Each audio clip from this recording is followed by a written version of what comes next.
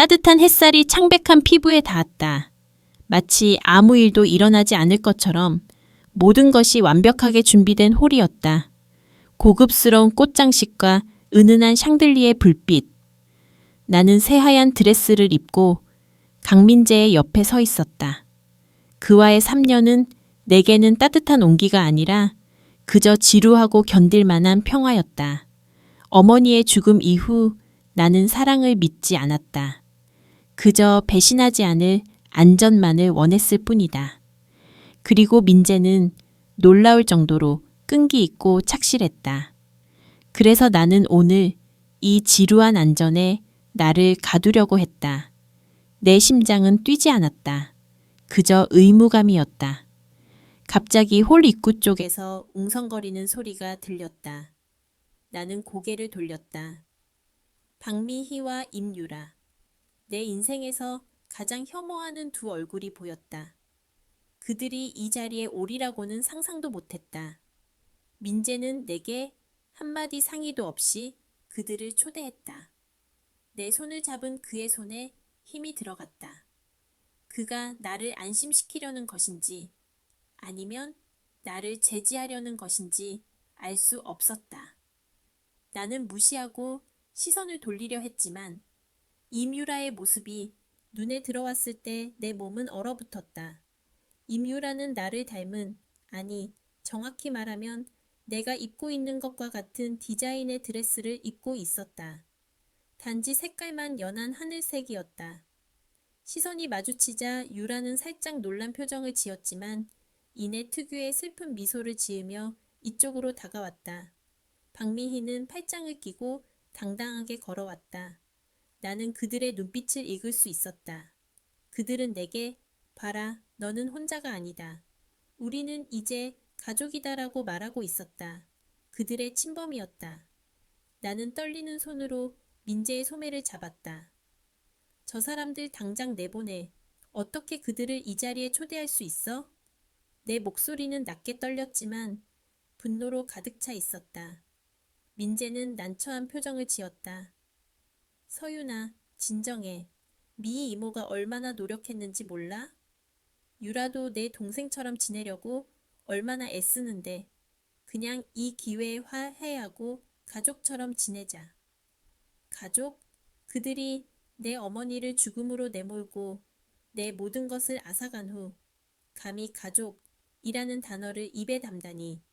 이 드레스 유라한테 네가 사준 거지. 나는 드레스의 디자인이 내 맞춤 제작 드레스와 완벽하게 일치한다는 것을 알아차렸다. 유라는 고개를 숙인 채 조용히 대답했다. 네, 오빠가 언니랑 같은 디자인으로 입으면 자매처럼 보일 거라고 하셔서.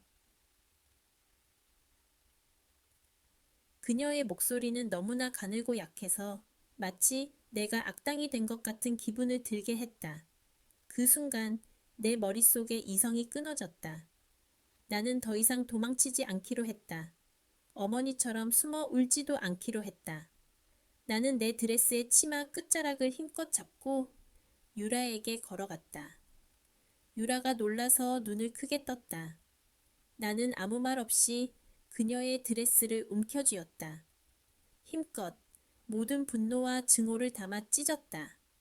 쫙 하는 소리가 조용한 홀 전체에 울려 퍼졌다. 유라는 비명을 지르지 않았다. 단지 눈물을 글썽이며 찢어진 드레스를 내려다볼 뿐이었다. 박미희는 눈이 뒤집힐 듯이 나를 노려보며 숨을 헐떡거렸다. 이런 미친, 감히 누구 앞에서 무슨 짓이야. 그녀는 흥분한 나머지 숨을 제대로 쉬지 못하고 그대로 정신을 잃고 쓰러졌다. 주변 사람들이 놀라서 미희를 부축하고 구급차를 부르기 시작했다. 민재는 이 혼란 속에서 내게 등을 돌렸다. 그는 유라의 앞에 서서 찢어진 드레스를 가려주며 고통스러운 표정으로 나를 바라보았다. 한서윤, 너 정말 잔인하다. 그의 비난은 차갑고 날카로웠다. 그들이 단지 내 인생의 중요한 순간을 놓치고 싶지 않았을 뿐이야. 유라의 드레스는 내가 사준 게 맞아. 하지만 자매가 같은 옷 입는 게 그렇게 이상하니? 몇 년 동안 유라와 미희 이모는 너에게 잘 보이려고 노력했는데 너는 항상 차갑게 대했어. 단 한 번도 친절하게 대해준 적이 없잖아. 너 때문에 내가 얼마나 난처한지 알아? 그는 한탄하듯 소리쳤다. 내 어머니의 자살은 그들과 아무 상관없어. 그는 과거의 아픔을 거리낌 없이 들춰냈다.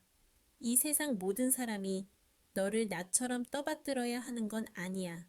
나도, 그들도 너에게 아무 빚이 없어. 너부터 네 자신을 돌아봐. 그는 내게 모든 책임을 돌렸다.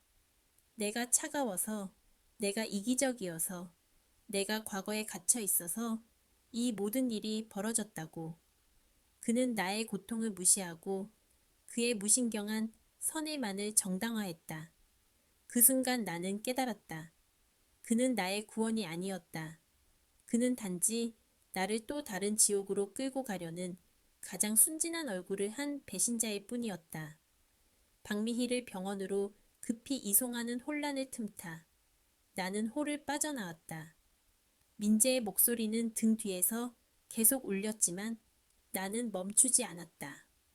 나는 준비된 가방을 들고 공항으로 향하는 대신 미리 예약해둔 고속버스 터미널로 향했다. 그를 만난 이후 처음으로 나는 내 의지대로 도망쳤다. 파혼을 선언하고 10시간 후 나는 비시 외곽 할아버지의 낡은 집 앞에 서 있었다. 오늘 민재랑 약혼하는 날 아니냐? 내가 안 간다고 했더니 나를 데리러 온 거냐? 주름 가득한 할아버지의 얼굴에는 방금 전쟁터에서 돌아온 듯한 나를 보고 당혹감이 역력했다. 할아버지는 내 옆에 놓인 여행 가방을 보더니 그제야 내가 데리러 온 것이 아니라 피난 온 것임을 어렴풋이 눈치챘다. 내가 그랬잖아. 아마도 네 인생의 마지막까지 널 돌봐줄 사람은 이 늙은이일 거라고. 나는 애써 미소 지었다. 할아버지가 나를 쫓아낼까 두려워 여행 가방으로 문을 막았다.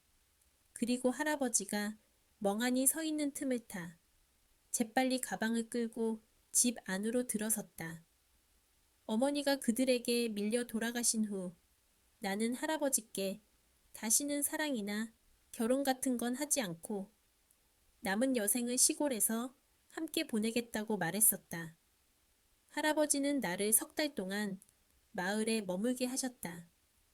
어머니를 잃은 고통이 어느 정도 가라앉자 할아버지는 담배를 깊게 빨아들이시더니 나에게 도시로 돌아가라고 하셨다.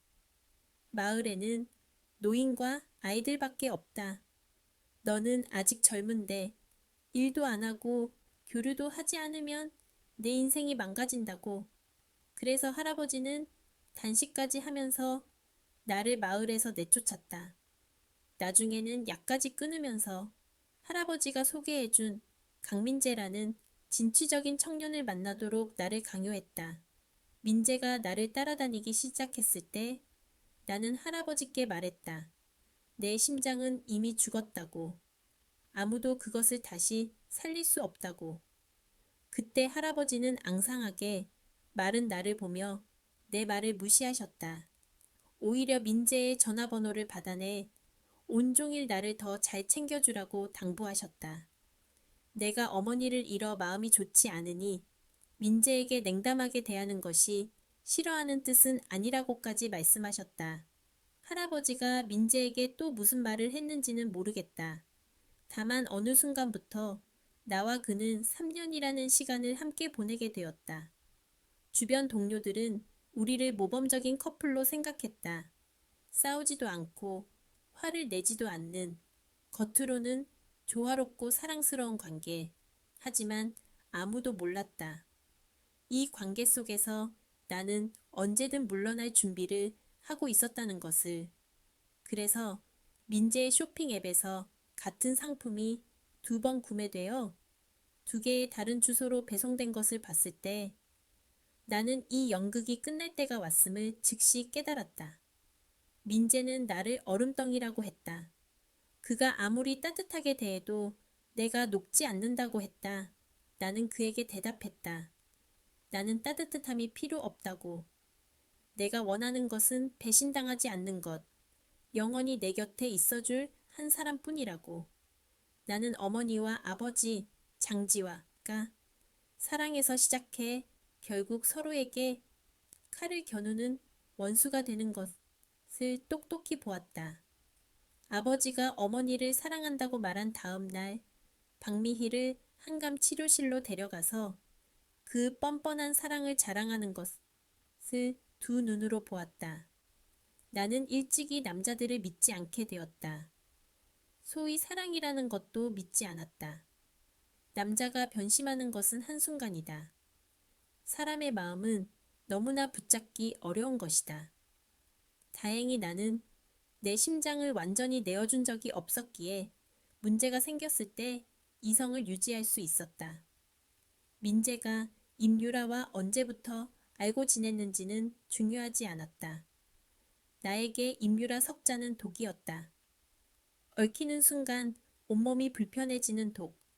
그녀는 박미희와 똑같이 내 인생에서 금기된 존재였다. 지난 3년 동안 민재의 다정함에 감동했을 때도 나는 조심스럽게 속마음을 털어놓았다. 이 세상에서 가장 증오하는 것이 임유라 모녀라고. 가장 보고 싶지 않은 사람들도 그들이라고. 그들이 있는 곳에는 한 걸음도 내딛지 않을 것이라고까지 말했다. 그때 그는 다정하게 내 머리를 쓰다듬었고 내 손을 꽉 잡았다. 그의 목소리는 부드러웠지만 단호했다. 그는 내가 하는 말을 명심하겠다고 했다. 평생 나를 불편하게 하지 않겠다고. 내가 그들을 싫어하고 보고 싶지 않다면 그 누구도 내 눈앞에 데려오지 않겠다고 했다. 그러나 결국 그는 직접 사람을 보내 박미희 모녀를 데려왔고 우리의 약혼식에 그들을 이끌었다. 내가 그들의 위선을 폭로했을 때 그는 내 편이 아닌 반대편에 서서 그의 몸으로 나의 적들을 보호했다. 나는 할아버지가 반달에 한 번씩 규칙적으로 갈아주신 깨끗한 친구 위로 몸을 던졌다. 지난 몇 년 동안 나는 어디서든 불안했다.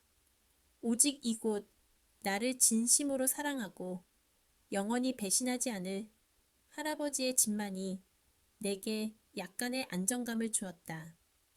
강민재가 임유라를 그렇게 좋아한다면 그녀와 약혼하면 된다. 나는 이 더러운 게임에서 손 뗄 것이다. 너 정말 민재랑 헤어질 거니? 그 아이는 착한 편인데. 놓치면 더 좋은 사람 못 만날 수도 있어. 할아버지는 내가 이번에 돌아온 것이 예사롭지 않음을 알아차리셨다. 할아버지의 눈빛에 걱정이 가득했다. 그는 내 침대 옆에 서서 조심스럽게 발걸음을 옮기다가 결국 물어보셨다. 그 남자, 착한 게 맞아요. 그래서 그 착함을 임유라와도 나눠 가진 거죠. 돌이켜보면 오늘 일을 제외하고 나와 민재는 한 번도 다툰 적이 없었다. 관계를 시작했을 무렵 나는 완전히 암흑 속에 잠겨 있었다. 데이트할 때마다 나는 차갑고 무관심했다. 민재가 화를 내고 나에게 관심을 끊기를 바랐다. 그러면 나는 억지로 그와 계속 데이트할 필요가 없었을 것이다. 민재가 포기하면 할아버지가 아무리 강요해도 소용없을 테니까 나는 민재의 성격이 그렇게 좋을 줄 몰랐다. 그의 인내심은 상상을 초월했다. 그는 나를 마치 유치원생처럼 대했고 내가 아무리 터무니없는 요구를 해도 항상 존중하고 따라주었다. 민재를 만나기 전까지 나는 내가 나쁜 여자라고 생각해 본 적이 없었다. 하지만 그와 비교했을 때 나는 내가 너무 지나치다고 느낀 적이 있었다. 그의 끊임없는 인내 속에서 어느 날 나는 차마 더 이상 모질게 굴 수 없었다. 나는 처음으로 그에게 먼저 손을 내밀었다. 그리고 그 순간부터 사흘 전까지 나는 그가 나의 구원일지도 모른다고 믿었었다. 할아버지는 한숨을 쉬셨다. 그는 방을 나가셨고 나는 그제야 온전히 혼자 남았다.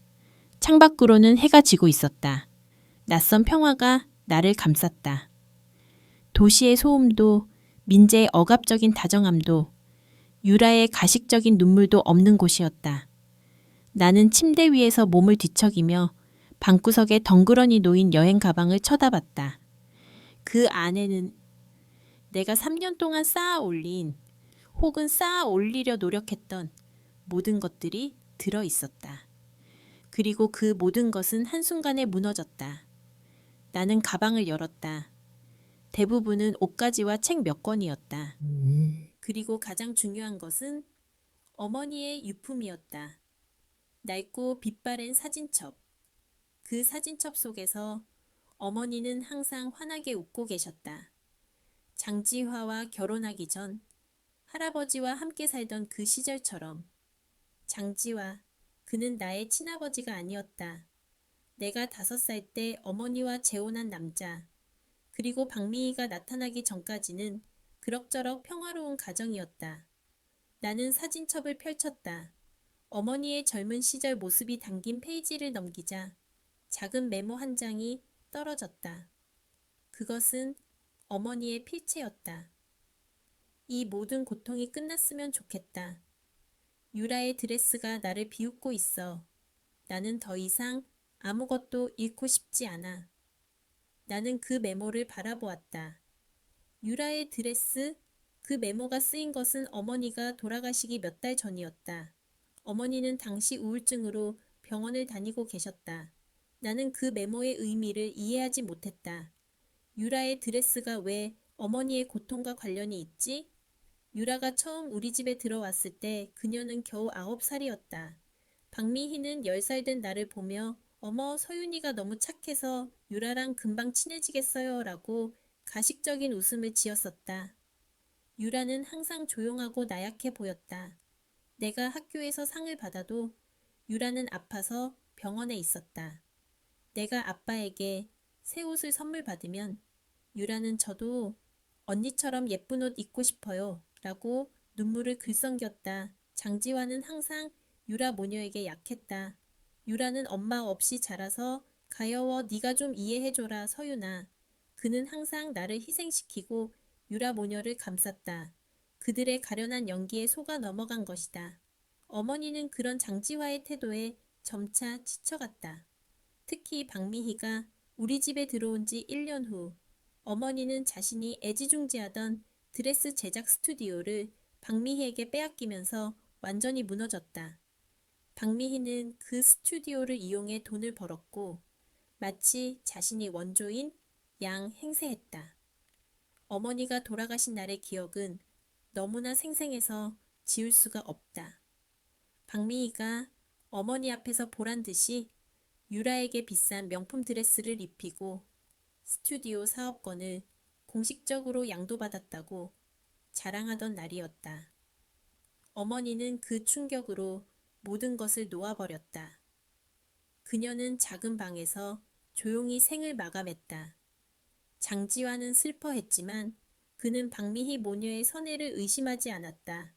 그는 박미희가 어머니에게 준 정신적인 충격은 보지 못하고 어머니가 병 때문에 스스로 선택했다고 합리화했다. 내게 민재가 유라에게 준 드레스는 단순한 의상이 아니었다. 그것은 어머니의 유품을 빼앗고 나를 비웃고 결국 어머니를 죽음으로 몰고 간 박미희 모녀의 승리를 상징했다. 그들은 여전히 우리의 것을 탐내고 있었다. 그리고 민재는 그 사실을 알면서도, 아니, 모르고도 그들에게 편을 들어주었다. 그는 내 고통을 이해하려 하지 않았다. 단지 불편한 진실을 덮고 좋은 사람으로 남고 싶어 했을 뿐이다. 그는 어둠 속의 나를 구원하러 온 기사가 아니라 단지 내게 더 깊은 어둠을 안겨주는 존재였다. 민재에게 연락이 올까봐 휴대폰을 꺼두고 싶었지만 할아버지 때문에 켜두기로 했다. 혹시나 할아버지가 나를 걱정하실까봐. 저녁이 되자 할아버지는 조용히 국과 밥을 가져다 주셨다. 많이 먹어라. 며칠 굶었을 테니. 나는 할아버지 앞에서 애써 담담한 척 숟가락을 들었다. 음식이 목으로 넘어가지 않았다. 할아버지, 저 결혼 안 할 거예요. 다시는 안 할 거예요. 나는 다시 한번 내 의지를 확고히 했다.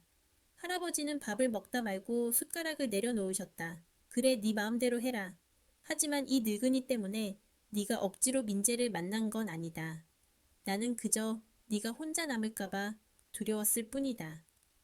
할아버지의 눈빛이 흔들렸다. 너는 네 어머니를 닮아서 마음이 여리다. 겉으로는 강한 척하지만 속으로는 혼자 모든 것을 감당하려 하지. 민재가 어떤 아이인지는 내가 정확히 모른다. 하지만 네가 그 아이에게 진심을 보이지 않은 것도 사실이다. 벽을 쌓았지. 네가 마음을 열지 않으면 아무도 네 안으로 들어올 수 없어. 네가 민재에게도 유라 모녀에 대한 내 아픔을 다 이야기했는지 물어보고 싶다. 나는 멈칫했다. 나는 민재에게 유라 모녀를 증오한다고, 그들을 보고 싶지 않다고는 분명히 말했다. 하지만 어머니의 자살과 그들의 연관성을 자세히 감정적으로 털어놓지는 않았다. 내가 너무 아픈 과거였기 때문에 나를 이해해 줄 수 있는 사람은 할아버지밖에 없다고 생각했기 때문에 나는 민재에게 그저 가장 싫어하는 사람이라는 피상적인 사실만 전달했다. 말했으면 민재가 그들을 데려오지 않았을 거라고 생각하세요? 내가 되물었다. 모르지. 하지만 네가 벽을 쌓고 모든 것을 숨기면 아무도 너를 제대로 이해할 수 없다. 민재는 네가 그들과 화해하기를 바랐을 수도 있다. 물론 그 방법이 잘못되었지만. 할아버지는 나에게 모든 것을 떠맡기는 것이 아니라 관계 속에서 내가 취했던 방어적인 태도를 지적하고 계셨다. 할아버지의 말에 나는 약간의 혼란을 느꼈다. 어쩌면 나는 민재의 배신을 원했는지도 모른다. 내가 처음부터 벽을 쌓았기 때문에 그가 벽을 부수고 들어오려다 실패하면 나는 역시 남자란 믿을 수 없다고 합리화하며 다시 혼자가 될 수 있었을 테니까. 나의 차가움이 민재에게는 유라의 가련함보다 더 어려운 난관이었을 수도 있다. 그날 밤 나는 잠을 이루지 못했다. 할아버지의 지적은 날카로웠지만 사실이었다. 나는 언제나 도망칠 준비를 하고 있었다. 그 관계를 완전히 받아들이지 않았기에 민재의 행동이 배신으로 느껴지는 순간에도 봐라, 내 예상이 맞았어라고 냉소적으로 웃을 수 있었다. 하지만 이제 할아버지가 돌아가시고 나면 나는 정말로 세상에 홀로 남게 될 것이다. 그때는 누가 나를 보호해 줄까? 새벽 4시, 나는 이불을 박차고 일어났다. 문득 아까 가방 속에서 발견한 어머니의 낡은 메모가 떠올랐다. 유라의 드레스. 그 단어는 내 머릿속을 떠나지 않았다. 나는 어머니의 사진첩을 다시 뒤적였다. 메모가 나왔던 페이지, 그리고 그 페이지 바로 뒷장에 끼워져 있는 영수증 같은 것이 보였다. 나는 그것을 꺼냈다. 그것은 10년 전 유명 디자이너의 맞춤 드레스 구매 영수증이었다. 가격은 엄청났다. 하지만 이상한 것은 그 영수증 하단에 양도인 한서윤의 모친, 양수인 박미희 라고 펜으로 쓴 글씨가 보였다. 게다가 어머니의 필체가 아닌 박미희의 필체였다.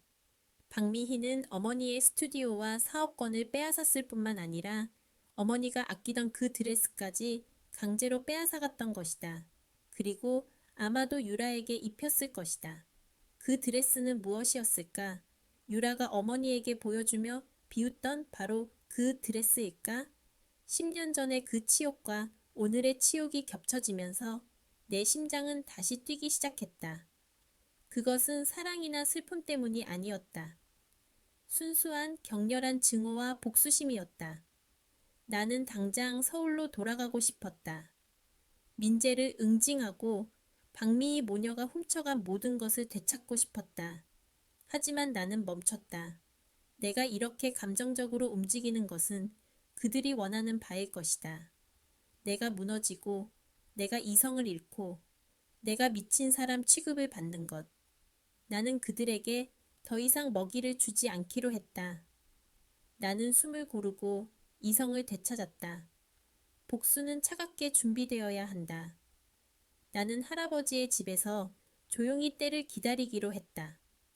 할아버지의 안전이 최우선이었다. 할아버지의 건강이 회복될 때까지 나는 철저히 숨어 있을 것이다.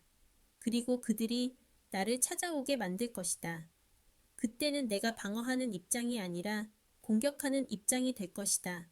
나는 그들이 가장 아끼는 것을 가장 고통스러운 방식으로 빼앗아 올 것이다. 어머니와 나의 복수. 며칠 동안 강민재에게서 계속 연락이 왔다. 전화, 문자, 그리고 SNS 메시지까지. 나는 모두 무시했다. 그는 점점 더 이성적인 척하며 나를 압박했다. 서윤아, 미희 이모가 정말 심적으로 고통받고 계셔. 네가 파혼한 건 이해하지만 최소한의 인간적인 도리는 지켜야 하지 않겠니?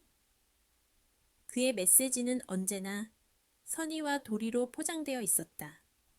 그의 문자를 볼 때마다 구역질이 났다. 그는 착한 척하는 가면 뒤에 숨어 내게 사과할 것을 강요하고 있었다.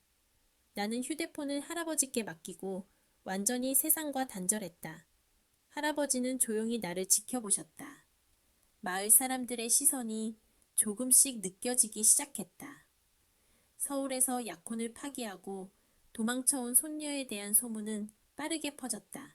나는 그 시선들을 무시하고 할아버지의 텃밭 일을 도왔다. 흙을 만지고 땀을 흘리는 단순한 노동은 복잡한 내 머릿속을 잠시나마 비워주었다. 하루는 할아버지가 밭일을 하다가 허리를 삐끗하셨다. 평소 같으면 아무렇지 않게 털고 일어나셨을 텐데 이번에는 한참 동안 일어나지 못하셨다. 나는 너무 놀라서 할아버지를 부축해 집으로 모셨다. 할아버지는 괜찮다고 손사래를 치셨지만 얼굴은 새하얗게 질려 있었다. 나는 그때 깨달았다. 이 평화는 잠시일 뿐 할아버지는 나이가 드셨고 나는 영원히 이분을 지켜드릴 수 없다는 것을 내가 움직여야 했다. 할아버지의 안전을 위해서라도 이 복수극을 빨리 끝내야 했다. 그날 밤 나는 할아버지 몰래 내 방에서 조용히 복수를 계획했다. 나는 이제 강민재에게 연락할 것이다. 하지만 내가 원하는 방식으로 다음 날 아침 나는 할아버지께 서울에 잠깐 다녀오겠다고 말씀드렸다. 민재를 만나서 깨끗하게 끝내고 올게요. 질질 끄는 거 싫어요. 할아버지는 걱정 가득한 눈으로 나를 바라보셨지만 고개를 끄덕이셨다. 그래, 네가 선택한 일은 네가 책임져야지. 다만 흥분하지 말고 이성적으로 행동하거라. 네가 이성을 잃으면 지는 거다. 할아버지의 말씀은 나에게 강력한 주문과 같았다. 나는 민재에게 문자를 보냈다. 저도 이 관계를 정리하고 싶어요. 이번 주 토요일 저녁 7시 저희가 처음 만났던 그 카페에서 마지막으로 만나요. 임유라나 박미희는 데려오지 마세요. 깨끗하게 끝냅시다. 민재는 거의 즉시 전화했다. 나는 전화를 받았다. 그의 목소리에는 안도감과 약간의 승리감이 섞여 있었다. 서윤아, 드디어 연락했구나. 알았어. 그날 보자. 내가 너에게 설명할 기회를 줘서 고마워. 그는 여전히 자신이 설명만 하면 내가 돌아올 것이라고 착각하고 있었다. 이 바보 같은 자신감. 나는 그에게 아무것도 설명할 필요가 없다고 그저 깔끔하게 정리하자는 말만 남기고 전화를 끊었다. 약속 당일.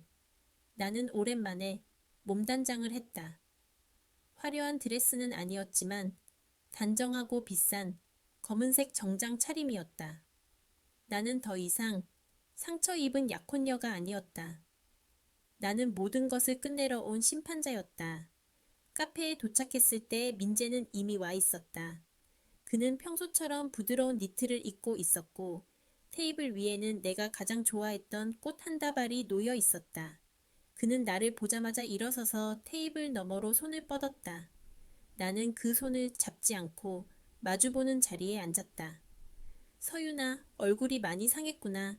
할아버지 댁에서 고생했지? 내가 미안해. 네 마음을 헤아리지 못했어. 그는 연기를 시작했다. 나는 그의 말을 끊었다. 강민재 씨, 저는 당신의 사과를 들으러 온 게 아니에요. 당신은 당신이 잘못했다고 생각하지 않잖아요. 단지 내가 흥분해서 일을 망쳤다고 생각할 뿐이죠. 그는 당황했다. 서윤아, 왜 그렇게 단정짓니? 난 진심으로 후회하고 있어. 유라와 미희 이모를 데려간 건 정말 단순한 실수였어. 그들이 너와 화해하면 네가 더 행복해질 거라고 착각했지. 착각이요? 나는 냉소적으로 웃었다.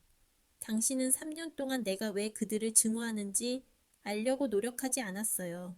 당신의 좋은 사람 코스프레를 유지하기 위해 불편한 진실을 외면했을 뿐이죠.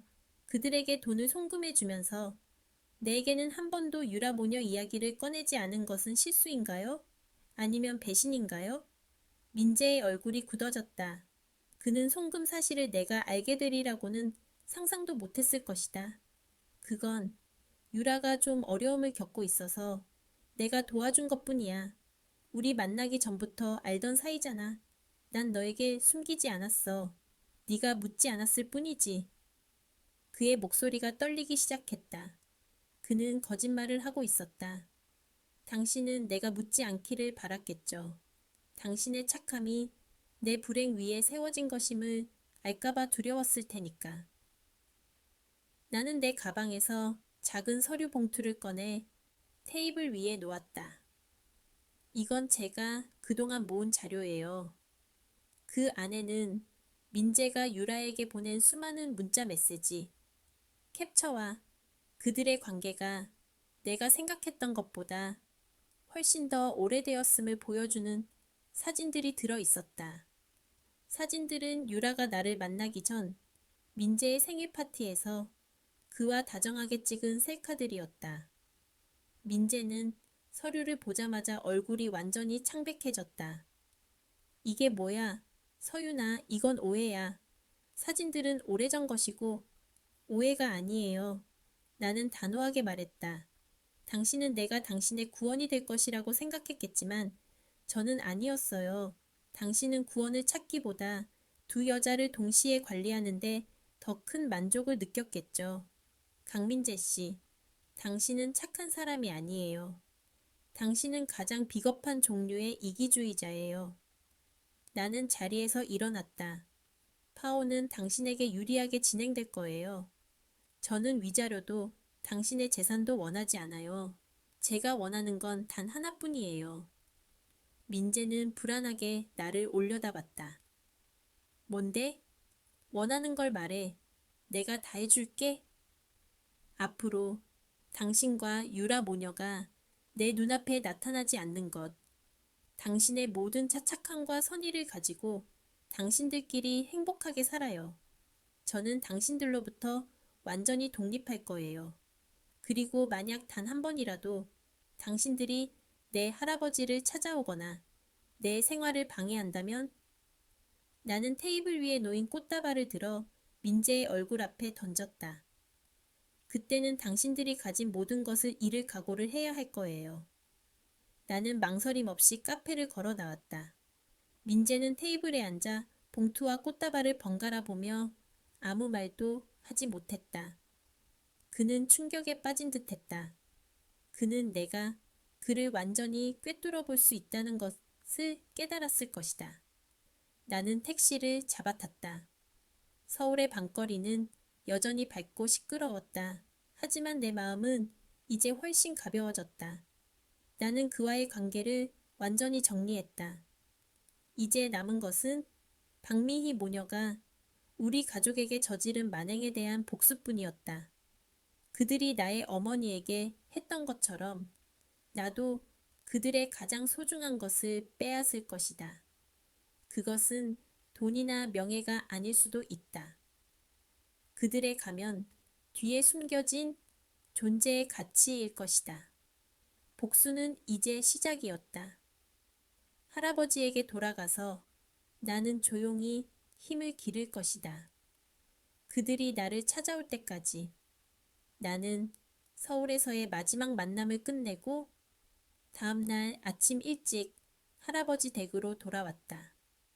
민재는 더 이상 내게 연락하지 않았다. 아마도 내가 내민 증거들과 그에게 던진 경고가 그의 비겁한 마음을 완전히 짓눌렀을 것이다. 나는 파혼 소식을 공식적으로 알리고 회사에도 당분간 휴직계를 제출했다. 모든 연결고리를 끊었다. 나는 이제 한서윤으로서 오직 할아버지의 곁에서 평화로운 삶을 준비하는 것 외에 아무것도 원하지 않았다. 적어도 겉으로는 그랬다. 할아버지는 내가 예상했던 것보다 훨씬 차분하게 나를 맞이하셨다. 잘 정리하고 왔느냐? 나는 고개를 끄덕였다. 네, 깨끗하게 끝냈어요. 이제 아무도 저를 귀찮게 못할 거예요. 할아버지는 따뜻한 미소를 지으셨지만 그 미소 뒤에는 깊은 피로감이 숨어 있었다. 허리를 다치신 후로 할아버지는 텃밭 일도 제대로 하지 못하셨다. 나는 할아버지의 건강이 걱정되었다. 며칠간의 평화가 지속되었다. 나는 할아버지의 식사를 챙기고 집안일을 하고 마을 도서관에서 책을 빌려 읽었다. 나는 어머니가 남긴 드레스 영수증과 메모를 다시 한번 꺼내보았다. 어머니의 고통이 담긴 그 파편들을 연결하는 작업이 나의 새로운 집착이 되었다. 나는 박미희 모녀가 어머니에게 어떤 심리적 압박을 가했는지, 그리고 그들이 내 아버지와 어머니의 재산에서 무엇을 더 빼앗아 갔는지 알고 싶었다. 나는 도시 친구에게 부탁해 박미희가 현재 운영하는 스튜디오의 재정 상태와 그녀의 과거 행적을 비밀리에 조사하기 시작했다. 복수는 감정이 아니라 정보 싸움이었다. 평화는 오래가지 않았다. 약 일주일 후 마을 입구에서 낯선 승용차 한 대가 멈췄다는 소식이 들렸다. 그리고 곧이어 그 낯선 차가 할아버지 댁 앞에 멈춰섰다. 차에서 내린 사람은 강민재와 임유라였다. 그들은 내가 예상했던 것보다 훨씬 빨리 나를 찾아왔다. 나의 경고가 그들에게는 오히려 나의 나약함을 증명하는 것처럼 보였을까? 아니면 내가 없는 틈을 타 할아버지를 공략하려는 것일까? 유라는 지난번처럼 연한 하늘색 드레스는 아니었지만 여전히 순수하고 청순해 보이는 하얀 원피스를 입고 있었다. 민재는 정장 대신 캐주얼한 차림이었고 두 사람 모두 매우 피곤해 보였다. 그들은 마치 장거리 여행에서 돌아온 순례자처럼 보였다. 나는 현관문을 열고 밖으로 나갔다. 나는 두 사람을 노려보았다. 나의 눈빛은 이전에 상처받은 눈빛이 아니었다. 얼음장처럼 차갑고 모든 것을 꿰뚫어 보는 듯한 날카로운 시선이었다. 강민재 씨, 임유라 씨, 제가 분명히 경고했을 텐데요. 내 목소리는 낮고 단호했다. 민재는 한 걸음 앞으로 다가섰다. 그의 얼굴에는 후회와 동정이 뒤섞여 있었다. 서윤아, 제발 내 말을 들어줘. 나는 너 없이는 안 돼. 유라에게도 상황을 설명했어. 우리 관계는 이미 끝났어. 나는 너를 되찾고 싶어. 네가 없으니까 내가 얼마나 힘든지 모르지? 그의 말은 완벽한 자기애적 나르시시즘이었다. 그는 나의 고통이 아니라 나를 잃은 자신의 상실감에만 집중하고 있었다. 유라는 조용히 민재의 뒤에 서서 민재의 팔을 붙잡고 글썽이는 눈빛으로 나를 바라봤다.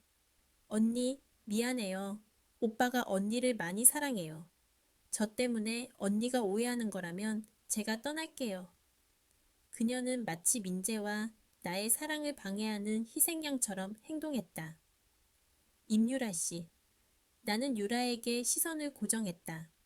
당신은 떠날 필요 없어요. 이미 당신들은 3년 전부터 내 곁에 있었으니까요.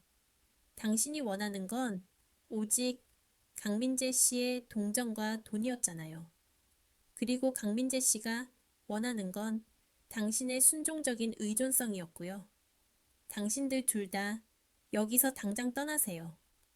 나의 경고를 무시한 대가가 무엇인지 알고 싶지 않다면 그때 할아버지가 지팡이를 짚고 현관으로 나오셨다. 할아버지는 그들의 차를 보고 이미 상황을 짐작하고 계셨다. 너희들 그만 돌아가거라. 할아버지의 목소리는 힘이 있었지만 그가 얼마나 애쓰고 있는지 나는 알고 있었다. 서윤이는 너희들과 끝냈다. 더 이상 이 아이를 괴롭히지 마라. 민재는 할아버지를 보자마자 극적인 태도로 무릎을 꿇었다. 할아버님, 죄송합니다. 저는 정말 서윤이를 사랑합니다. 제가 잘못했습니다. 미희 이모와 유라를 데려간 것은 제가 서윤이를 이해하지 못해서 벌어진 실수입니다. 저는 서윤이를 설득해서 다시 결혼하고 싶습니다. 저에게 한 번만 기회를 주세요. 그의 무릎 꿇기는 완벽하게 연출된 것이었다. 마을 사람들이 파티를 하다가 우리 집 쪽을 쳐다보기 시작했다. 민재는 주변의 시선을 이용해 자신이 얼마나 간절한지 과시하려 했다. 할아버지는 지팡이를 바닥에 쾅 하고 찍었다. 일어나라. 네가 서윤이를 사랑한다면 네가 왜 이 아이의 어머니를 죽음으로 몰고 간 그 여자들과 공모했는지 먼저 설명해라. 네가 유라 모녀에게 돈을 송금한 것은 대체 무엇이냐? 할아버지의 말에 민재와 유라는 동시에 놀란 표정을 지었다. 내가 할아버지께 모든 사실을 말했을 것이라고는 상상도 못했을 것이다. 민재는 당황했지만 곧 다시 이성적인 척 가면을 썼다. 할아버님, 오해입니다. 저는 유라가 아버지에게 버림받은 불쌍한 동생이라 생각해서 인도적인 차원에서 도왔을 뿐입니다. 그리고 서윤이 어머니 일은 이미 오래전 일입니다. 그들이 서윤이 어머니를 직접 해한 것이 아닙니다. 말도 안 되는 소리. 할아버지가 격노하셨다. 네가 이 아이의 고통을 어떻게 감히 단순한 오래전 일로 치부할 수 있느냐. 유라는 눈물을 흘리며 할아버지의 분노에 기름을 부었다. 할아버님, 저희는 정말 억울해요. 저희가 언니를 힘들게 한 것은 맞지만 돌아가신 이모님께는 정말 죄송한 마음뿐이에요. 언니가 너무 힘들어 하셔서 저희는 오빠를 잃고 싶지 않은데 언니에게 조금만 용서를 구하고 싶었을 뿐이에요. 그녀는 할아버지의 지팡이를 잡으려 했다. 할아버지는 유라의 손을 피하려다가 몸의 균형을 잃고 비틀거리셨다. 나는 할아버지를 붙잡으려 달려갔지만 유라가 민재를 향해 쓰러지는 바람에 민재가 유라를 먼저 안아 올렸다. 유라야, 괜찮아? 민재는 할아버지보다 유라의 안위를 먼저 살폈다. 그 짧은 순간 할아버지는 힘없이 바닥에 주저앉으셨다. 그리고는 가슴을 움켜쥐고 숨을 제대로 쉬지 못하셨다. 할아버지, 나는 공포에 질려 소리쳤다. 민재는 그제야 할아버지를 돌아보았다. 유라야, 잠시만 있어. 민재는 유라를 조심스럽게 길가에 내려놓더니 할아버지에게 다가왔다. 그는 할아버지를 일으켜 세우려 했지만 할아버지의 손은 이미 축 늘어져 있었다. 빨리 일기 읽고 나는 비명을 질렀다. 민재는 손을 뻗어 휴대폰을 꺼내려 했지만 유라가 다시 그를 붙잡았다. 오빠, 나 발목 삐었나 봐. 너무 아파. 유라의 목소리는 절규에 가까웠다. 민재는 순간 망설였다. 그의 시선은 바닥에 쓰러진 할아버지와 고통스러워하는 유라 사이를 오갔다. 그리고 그 망설임은 단 3초였지만 내 눈에는 영원처럼 느껴졌다. 그는 결국 유라를 안아들고 자신의 차로 돌아갔다. 서윤아, 유라 좀 병원에 데려다주고 바로 돌아올게. 할아버지는 잠깐만 기다리시라고 해. 그는 그 말을 남기고 차를 몰아 떠났다. 나를 버리고 할아버지를 버리고 유라의 작은 상처를 더 중요하게 생각하며 나는 충격에 휩싸여 할아버지의 몸을 끌어안았다. 할아버지의 몸은 이미 차갑게 식어 있었다. 나는 눈물조차 나오지 않았다. 나는 휴대폰으로 백기입구를 불렀지만 이미 너무 늦었다는 것을 직감했다. 할아버지의 심장은 다시 뛰지 않았다. 민재는 결국 돌아오지 않았다. 그는 유라를 병원에 데려다 주고는 할아버지의 장례식장에 나타나지 않았다. 할아버지는 그렇게 내가 세상에서 마지막으로 믿고 의지했던 유일한 방패가 그들의 잔인하고 비겁한 이기심 때문에 무너졌다. 나는 할아버지의 싸늘한 시신을 보며 울지 않았다. 대신 내 안에 있던 마지막 온기마저 얼어붙었다. 나는 이제 아무것도 잃을 것이 없는 완벽하게 차가운 복수 기계가 되었다. 나는 복수를 위해 살 것이다. 할아버지의 장례식은 조용히 치러졌다.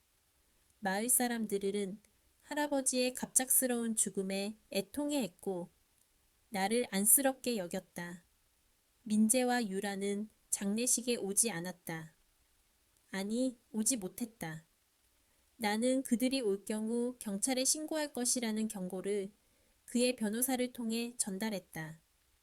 그들은 나의 단호함 앞에서 굴복했지만 나는 그들의 비겁함을 영원히 잊지 않을 것이다.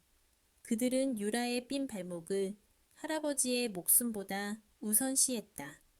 그들의 선해가 얼마나 독성이 강한지 다시 한번 깨달았다. 할아버지를 땅에 묻은 후 나는 텅 빈 집에서 홀로 앉아 있었다. 어머니의 죽음 이후 나는 또다시 가장 소중한 사람을 잃었다. 그때는 내가 약했기에 무너졌지만 이번에는 달랐다. 무너지는 대신 나는 단단하게 굳어졌다. 더 이상 도망칠 곳도 보호해줄 사람도 없었다. 이제 나 스스로가 내 방패이자 칼이 되어야 했다. 나는 복수를 단순한 감정의 배출로 끝내지 않기로 결심했다. 그들이 나의 어머니에게 했던 것처럼 그들의 명예와 존재의 기반 자체를 무너뜨릴 것이다. 할아버지의 유품을 정리하던 중 나는 작은 금고 하나를 발견했다. 할아버지는 평생 검소하게 사셨지만 아버지가 어머니에게 준 재산 중 일부를 내가 성인이 될 때까지 몰래 관리하고 계셨던 것이다. 금고 안에는 통장 몇 개와 함께 낡은 편지 봉투가 들어 있었다. 봉투 안에는 할아버지의 필체로 쓴 유언장과 함께 오래된 사진 몇 장이 들어 있었다. 사진들은 10년 전 박미희가 우리 가족에게 접근하기 시작했을 무렵 찍힌 것들이었다. 사진 속에는 젊은 시절의 박미희와 한 남자가 다정하게 서 있었다. 그런데 그 남자는 장지화가 아니었다. 그리고 그 남자 옆에는 임유라, 아주 어린 유라가 있었다. 사진 뒷면에는 할아버지의 메모가 희미하게 적혀 있었다. 박미희의 진짜 남편, 유라의 친부, 장지화와는 사업 관계로만 알던 사이. 이 사실을 서윤이 어머니가 알고 있었다. 나는 충격에 휩싸였다. 임유라는 장지화의 딸이 아니었다. 박미희는 장지화에게 접근하기 위해 유라를 재혼한 남편의 딸로 속였던 것이다. 어머니가 돌아가시기 전에 박미희의 비밀을 알게 되었고 박미희는 그 비밀이 폭로될까 두려워 어머니를 더욱 몰아세웠을 것이다. 어머니가 드레스 영수증과 함께 남긴 그 메모, 유라의 드레스가 나를 비웃고 있어. 라는 문구가 퍼즐처럼 맞춰지기 시작했다. 유라에게 입힌 비싼 드레스는 박미희가 자신의 성공을 과시하는 수단이었고 어머니에게는 치욕이자 협박이었던 것이다. 나는 이 사실이 박미희 모녀의 존재 기반을 완전히 무너뜨릴 핵심적인 증거임을 깨달았다. 임유라가 장지화의 법적인 딸이 아니라는 것이 밝혀지면 그녀가 장지화의 유산이나 재산에 대해 주장할 권리도 사라지게 될 것이다. 그리고 박미희가 얼마나 계획적이고 악랄하게 우리 가족에게 침투했는지 세상에 드러날 것이다. 나는 할아버지의 유언장도 읽었다. 할아버지는 내가 상속받을 재산 중 일부를 미리 변호사를 통해 신탁으로 묶어두셨다. 그리고 유언장의 마지막 구절은 내게 힘을 주었다. 서윤아, 네가 어떤 선택을 하든 할아버지는 너를 믿는다. 네 어머니의 눈물이 헛되지 않도록 너의 이성을 잃지 말고 정의를 위해 싸워라. 이 세상에 너 혼자가 아니다. 내가 항상 네 곁에서 지켜보고 있을 것이다. 할아버지는 내가 복수를 할 것을 예상하고 계셨던 것이다. 나의 차가운 심장, 깊은 곳에 남아있는 정의감을 믿으셨던 것이다. 복수의 첫 단계는 강민재였다. 그는 내게서 모든 것을 앗아가지 않았는가. 그의 비겁함이 할아버지의 죽음을 초래했다. 나는 민재를 응징함으로써 박미희 모녀의 가장 든든한 보호자를 제거해야 했다. 나는 다시 서울로 돌아갔다. 할아버지 댁은 잠시 비워두기로 했다. 나의 복수가 끝날 때까지. 서울에 돌아오자마자 나는 강민재가 다니던 회사에 복직 신청을 했다. 물론 직무는 바꾸지 않았다. 나는 그의 직장 동료이자 그의 전 약혼녀로서 행동할 것이다. 나는 민재에게 먼저 연락했다. 마치 모든 것을 체념하고 받아들인 듯 지친 목소리로. 민재 씨, 할아버지 장례 잘 치렀어요. 이제 다 끝났으니 저도 제 삶을 살아야죠. 저희가 3년 동안 함께 했잖아요. 저는 당신을 완전히 미워하고 싶지 않아요. 우리 친구로 지낼 수 있을까요? 당신이 저를 이해하지 못했던 것처럼 저도 당신의 어려운 상황을 이해해 보려고 노력할게요. 민재는 이 메시지에 즉시 반응했다. 그는 내게 미안함과 고마움을 동시에 표현했다. 서윤아, 정말 고맙다. 네가 나를 이해해 주려고 노력해 준다니. 나는 정말 좋은 사람을 잃은 줄 알았어. 그래, 친구로 지내자. 네가 돌아와서 너무 다행이다. 그는 여전히 내가 그의 통제해 있다고 착각하고 있었다. 내가 그에게 친구라는 관계를 제안함으로써 그는 자신의 죄책감을 덜고 내에 대한 감시와 영향력을 유지할 수 있다고 믿었을 것이다. 나는 민재의 회사로 복귀했다. 복귀 첫날, 그는 나를 찾아와 따뜻한 커피를 건네며 동료들 앞에서 나를 걱정하는 척했다. 그의 눈빛은 동정과 안도감으로 가득 차 있었다. 그는 내가 여전히 나약하고 과거에 갇힌 채 자신에게 의존할 것이라고 생각했다. 하지만 나는 이미 그의 주변을 조사하기 시작했다. 민재는 회사 내에서 유라의 어머니 박미희가 운영하는 스튜디오와 관련된 하청 계약을 불법적으로 맺어왔다. 나는 할아버지 댁에서 발견한 증거, 즉 박미희의 진짜 배경과 유라의 출생 비밀을 이용해 민재의 행동이 단순한 인도적 지원이 아니라 조직적인 배임과 횡령의 일환임을 증명할 수 있었다.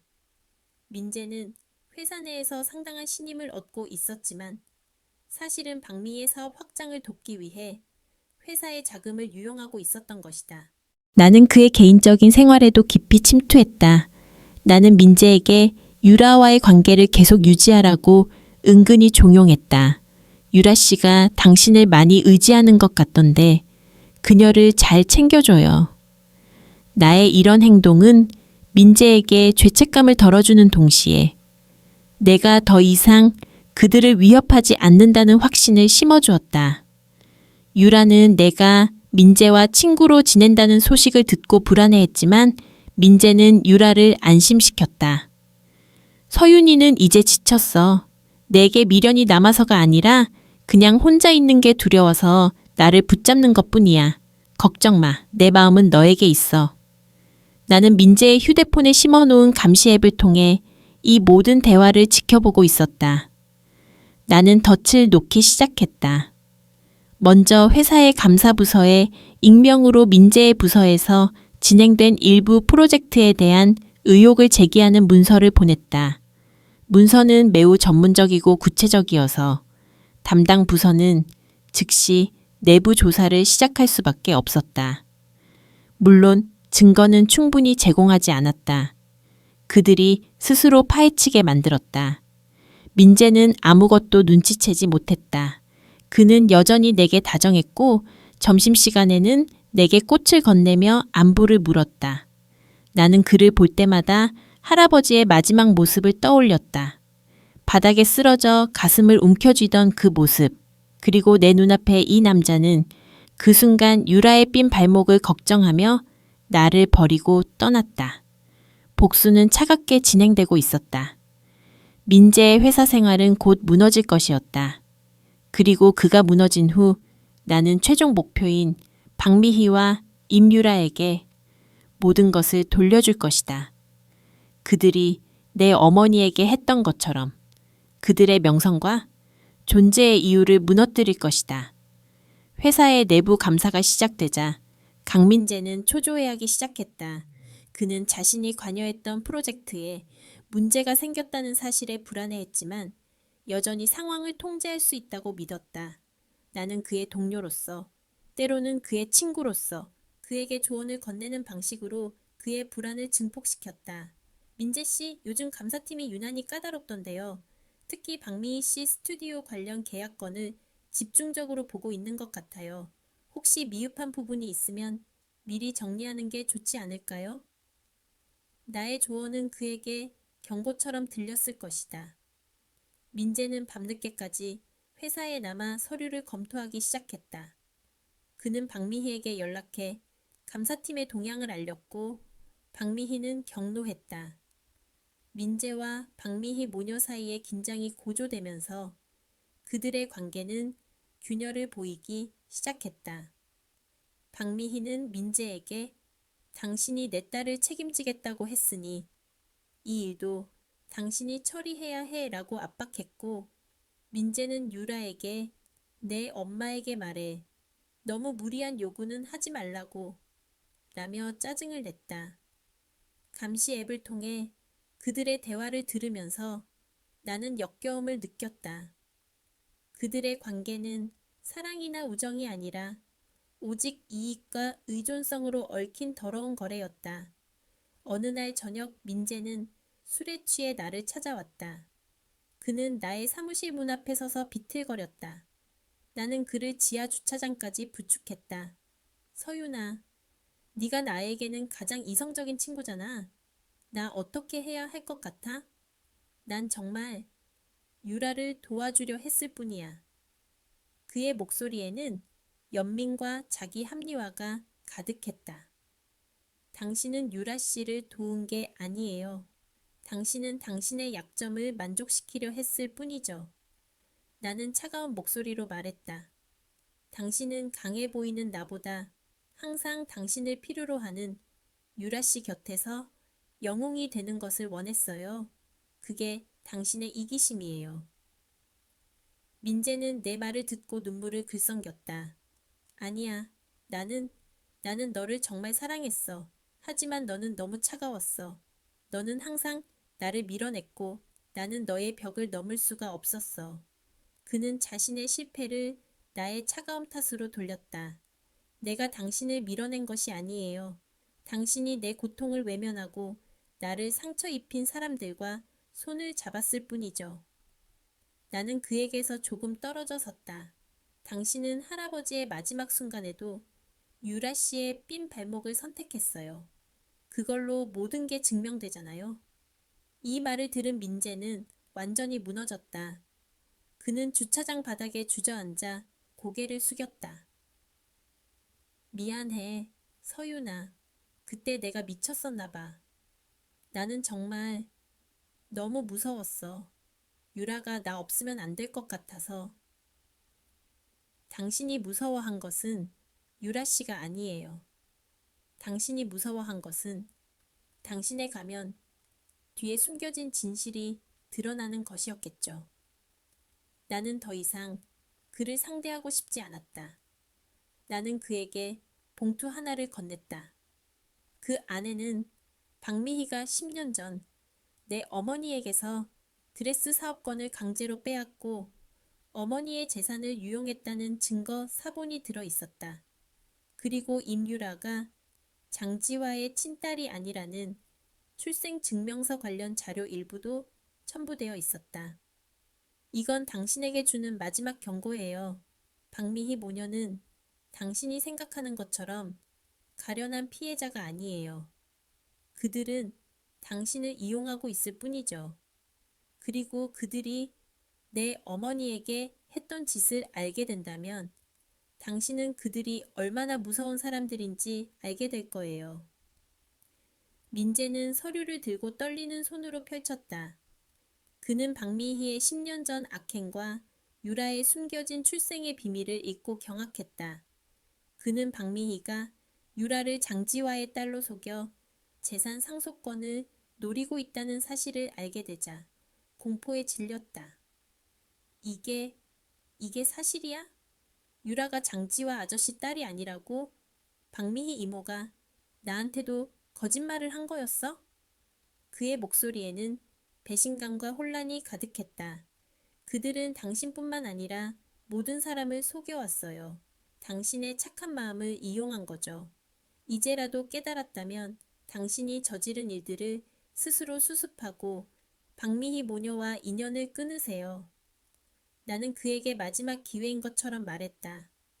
나는 민재의 등을 돌려쓰고 주차장을 빠져나왔다. 민재는 혼자 그 자리에서 한참 동안 서류를 들여다보았다. 나는 그에게 심어놓은 의욕과 공포가 이제 곧 폭발할 것임을 알고 있었다. 그가 박미희 모녀에게 느끼는 배신감은 나에 대한 죄책감보다 훨씬 클 것이다. 다음 날 회사 내부 감사는 민재의 부서에 대한 강도 높은 조사로 이어졌다. 민재는 박미희에게 전화해 격렬하게 따지기 시작했다. 내게 유라의 출생 비밀을 속이다니 당신들이 나를 이용한 거였어? 내 회사를 위험에 빠뜨리면서까지 나는 더 이상 당신들의 일에 관여하지 않을 거야. 박미희는 상황이 심각해지자 태도를 바꿨다. 그녀는 민재에게 눈물을 흘리며 호소했다. 민재야, 오해야, 유라는 정말 아버지가 필요했어. 나는 당신을 사랑해서 그런 게 아니라 유라를 지키려고 그랬어. 네가 서윤이에게 버림받고 힘들어할 때 누가 네 곁을 지켰니? 유라잖아. 그녀는 감정에 호소하며 민재의 죄책감과 동정심을 다시 자극하려 했다. 민재는 갈등했다. 박미희의 간절한 호소와 내가 건넨 차가운 증거들 사이에서 그는 여전히 자신이 좋은 사람이 되고 싶었지만 이제 그 좋은 사람이라는 가면을 유지하기 위해 치러야 할 대가가 너무 커졌음을 깨달았다. 회사는 그에게 책임을 물으려 했고 박미희 모녀는 그를 더욱 끌어내리려 했다. 나는 민재가 스스로 무너지기를 기다렸다. 그리고 나의 예상대로 며칠 후 민재는 회사에 사직서를 제출하고 사라졌다. 회사는 그의 배임 혐의에 대해 조사를 계속했지만 민재가 스스로 사라지면서 상황은 잠시 소강 상태에 접어들었다. 민재의 잠적은 박미희 모녀에게 큰 타격이었다. 그들의 가장 강력한 후원자이자 보호막이 사라진 것이다. 이제 그들은 직접 나의 복수와 마주해야 할 차례였다. 나는 민재가 남긴 공백을 이용하여 그들의 숨통을 조일 준비를 마쳤다. 복수의 다음 단계는 그들이 세상에 가장 자랑하고 싶어 했던 가족이라는 가면을 완전히 찢어버리는 것이었다. 강민재가 잠적한 후 박미희와 임유라는 불안에 떨었다. 그들은 민재가 모든 것을 서윤에게 폭로하고 도망쳤다고 생각했다. 박미희는 서윤의 회사에 전화를 걸어 조카의 안부를 묻는 척하며 나의 상태를 염탐하려 했지만 나는 단호하게 전화를 끊었다. 나는 그들의 불안을 이용하기로 했다. 나는 박미희 스튜디오의 주요 고객 명단과 장지화의 회사 임원 명단을 입수했다. 그리고 한 통의 익명 이메일을 발송했다. 이메일에는 민재가 박미희에게 송금한 내역, 박미희가 어머니의 스튜디오를 가로챈 정황 증거, 그리고 임유라가 장지화의 친딸이 아님을 암시하는 자료가 첨부되어 있었다. 나는 아직 결정적인 출생 증명서를 공개하지 않았다. 그들의 공포심을 극대화하기 위해서였다. 며칠 후 박미희의 스튜디오는 대혼란에 빠졌다. 몇몇 주요 고객들이 계약을 취소했고 장지와의 회사에서는 임원들이 박미희의 재산 형성에 의문을 제기하며 술렁였다. 박미희는 사방에서 걸려오는 해명 전화에 시달렸고 결국 나를 찾아오기로 결심했다. 나는 할아버지의 집에서 박미희와 유라를 기다렸다. 할아버지의 유품을 정리하며 발견한 10년 전 박미희가 어머니에게서 빼앗은 드레스 디자인 스케치북을 테이블 위에 펼쳐놓았다. 그것은 어머니의 마지막 창작물이자 박미희가 훔친 예술원의 증거였다. 잠시 후 박미희와 유라가 낡은 승용차를 타고 도착했다. 그들은 더 이상 화려한 옷차림이 아니었다. 박미희의 얼굴에는 주름이 깊게 패였고 유라는 초조함과 분노를 감추지 못했다. 그들은 문을 쾅 닫고 현관으로 달려왔다. 한서윤, 내 짓이지? 네가 민재를 도망가게 하고 이런 더러운 소문을 퍼뜨린 거잖아. 박미희는 현관문 앞에서 소리쳤다. 그녀의 목소리는 히스테리컬했다. 들어오세요, 박미희 씨. 나는 차분하게 그들을 맞았다. 여기서 소리 지르지 마세요. 이웃들이 듣겠어요. 당신이 세상에 가장 자랑하고 싶었던 그 우아한 가면이 깨지겠네요. 그들은 집 안으로 들어섰다. 유라는 나를 노려보며 말했다. 언니, 왜 이렇게까지 해? 오빠는 언니를 그렇게 사랑했는데 언니가 우리를 용서하지 않아서 오빠까지 도망간 거잖아. 사랑? 나는 비웃었다. 강민재 씨는 자기 애를 사랑했을 뿐이에요. 그리고 나는 당신들을 용서할 생각이 없어요. 당신들이 내 어머니에게 했던 짓, 그리고 내 할아버지에게 했던 짓을 어떻게 용서할 수 있겠어요. 나는 테이블 위에 놓인 스케치북을 그들 쪽으로 밀었다. 박미희는 그것을 보자마자 몸이 굳었다. 10년 전 그녀가 내 어머니에게서 빼앗은 디자인 원본이었다. 이게 왜 너한테 있어? 박미희는 당황했다. 이건 내 어머니의 유품이에요. 당신이 화해라는 이름으로 혹은 사업 파트너라는 가면을 쓰고 우리 가족에게서 훔쳐간 것들의 목록이죠. 나는 목소리를 낮췄다. 당신은 어머니의 재산을 훔쳤고 어머니의 명예를 짓밟았어요. 그리고 임유라 씨, 당신의 존재 자체가 우리 어머니에게는 가장 큰 고통이었겠죠. 유라는 울먹이며 내게 달려들려 했지만 박미희가 그녀를 붙잡았다. 박미희는 나를 직시했다. 네가 원하는 게 뭐야? 돈이야? 민재를 잃었으니 이제 돈이라도 뜯어내고 싶은 거야? 원하는 액수를 말해. 우리가 줄게. 돈이요? 당신들이 내 어머니의 목숨값을 돈으로 매길 수 있다고 생각해요? 나는 자리에서 일어났다. 내가 원하는 건 당신들이 내 어머니에게 줬던 그 고통을 똑같이 느끼는 거예요. 모든 것을 잃고 세상의 비난을 받고 가장 소중한 사람에게조차 외면당하는 고통. 한서윤, 네가 정말 미쳤구나. 박미희가 소리쳤다. 미치지 않았어요. 나는 아주 이성적이죠. 박미희 씨, 이제 당신의 남편 장지화 씨에게 모든 것을 말해야 할 때가 온 것 같아요. 나는 천천히 걸어가 창밖을 바라보았다. 장지화 씨는 임유라 씨가 당신의 전 남편의 딸이라고 알고 있죠. 하지만 사실은 유라 씨는 당신이 장지화 씨와 결혼하기 훨씬 전부터 알던 남자, 당신의 첫사랑, 이의 딸이라는 것을 알면 장지화 씨가 어떤 표정을 지을까요? 박미희의 얼굴은 완전히 핏기 없이 변했다. 그녀는 숨을 쉬지 못하는 듯했다. 유라 역시 충격으로 입을 다물지 못했다. 이것이 그들의 가장 큰 비밀이었다. 네가 그걸 어떻게 알았어? 박미희는 떨리는 목소리로 속삭였다. 내 할아버지께서 당신들을 의심하고 모든 것을 조사하셨어요. 당신들이 내 어머니에게 접근하기 시작했을 때부터요. 나는 할아버지의 유언장을 테이블 위에 던졌다. 내 할아버지는 당신들이 우리에게서 무엇을 훔쳤는지 아셨고 당신들의 계획을 알고 계셨어요.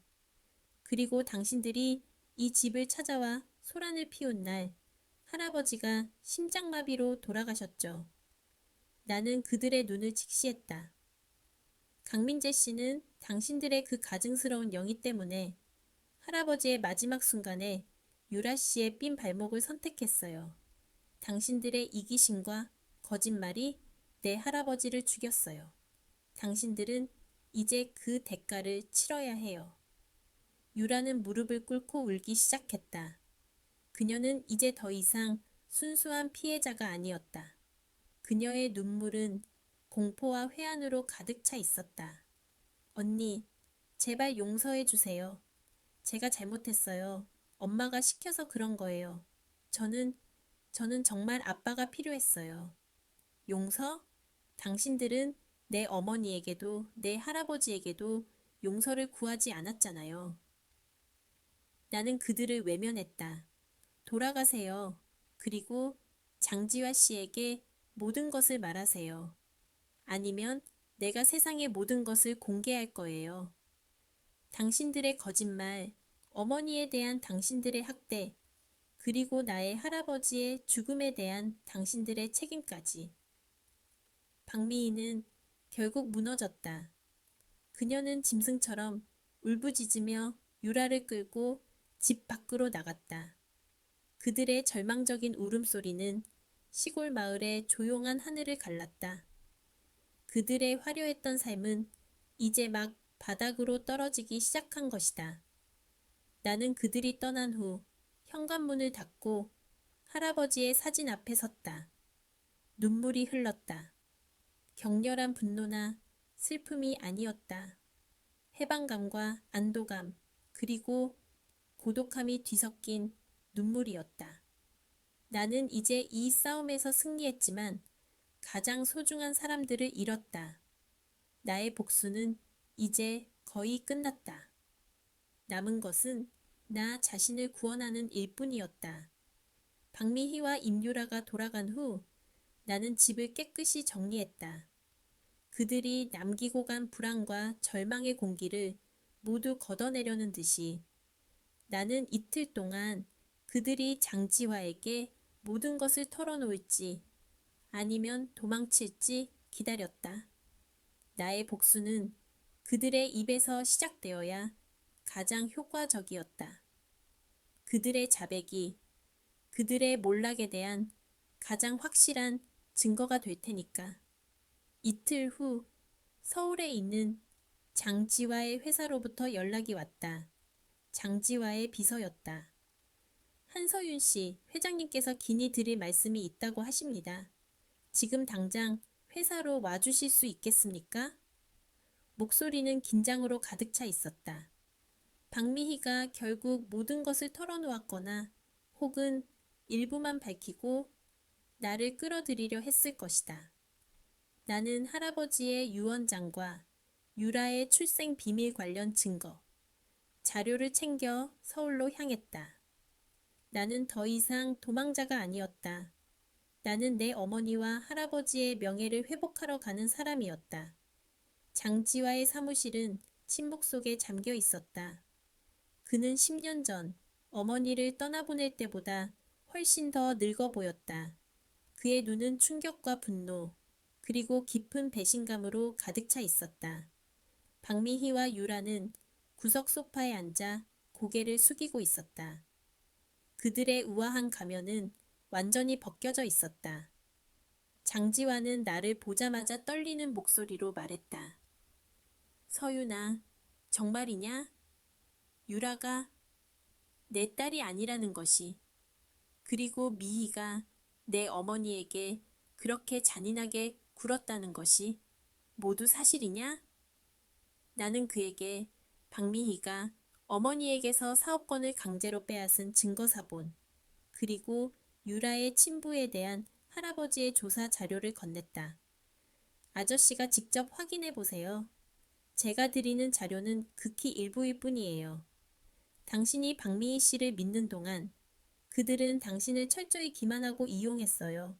제 어머니는 그 비밀을 알고 계셨기에 박미희 씨에게 끊임없이 정신적인 고통을 당하셨던 거죠.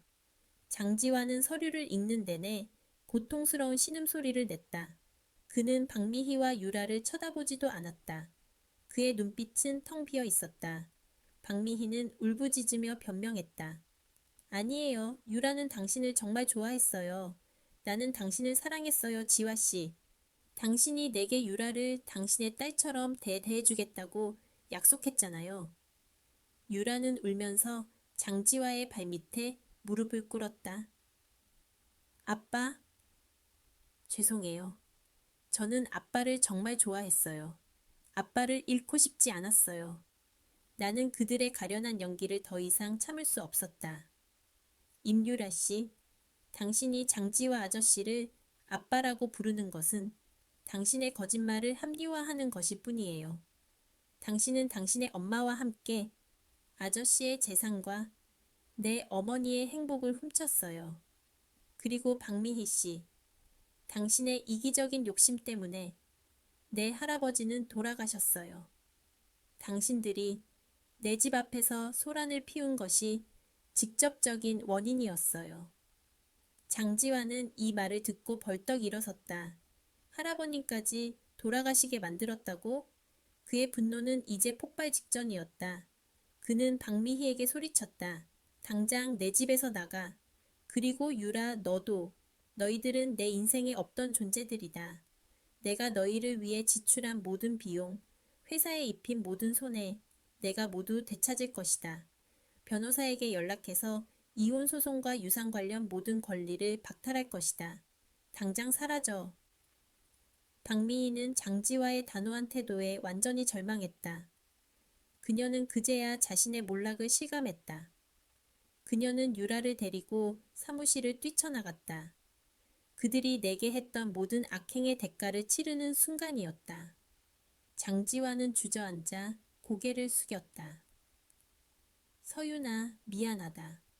내가 너와 내 어머니에게 너무나 큰 죄를 지었다. 내가 너무 무지했고 너무 쉽게 그들의 가면에 속아 넘어갔다. 아저씨에게 사과를 받고 싶어서 온 게 아니에요. 나는 차분하게 말했다. 제가 원하는 것은 두 가지예요. 첫째, 당신이 박미희 모녀가 내 어머니에게 했던 모든 일과 내 할아버지의 죽음에 대한 그들의 책임을 세상에 알리는 것. 둘째, 내 어머니가 당신에게 남긴 그리고 당신이 내 어머니에게 물려준 모든 것을 정당하게 내게 돌려주는 것. 저는 이제 혼자예요. 당신의 도움을 받고 싶지 않아요. 다만 내 어머니의 유산을 받고 싶을 뿐이죠. 나는 할아버지께서 준비해 두신 신탁 관련 서류와 어머니의 유언장, 사본을 장지화에게 건넸다. 장지화는 모든 것을 수락했다. 그는 내 어머니와 내게 지은 죄를 속죄하는 마음으로 박미희 모녀에게는 일말의 관용도 베풀지 않을 것임을 약속했다. 나는 그의 사무실을 나왔다. 복수는 성공했다.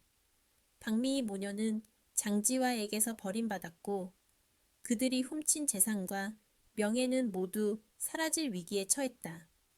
강민재는 잠적했고 그의 회사 배임 혐의는 곧 공개될 것이었다. 모든 퍼즐 조각이 제자리를 찾았다. 하지만 내 마음은 완전히 평화롭지 않았다. 이 모든 승리에도 불구하고 나는 여전히 혼자였다. 어머니도 할아버지도 돌아오지 않는다. 나는 복수심이라는 동력권을 잃었다. 이제 나는 무엇을 위해 살아야 할까? 나는 회사에 복직하여 일에 몰두했다. 그러나 강민재의 그림자는 여전히 회사에 남아 있었다. 그의 동료들은 그가 왜 갑자기 사라졌는지 궁금해했고 나는 그 질문에 대답할 의무가 없었다. 며칠 후 나는 퇴근길에 낯선 사람의 전화를 받았다. 떨리는 목소리의 남자였다. 한서윤 씨, 저 강민재입니다. 나는 즉시 전화를 끊으려 했다. 저에게 전화하지 마세요.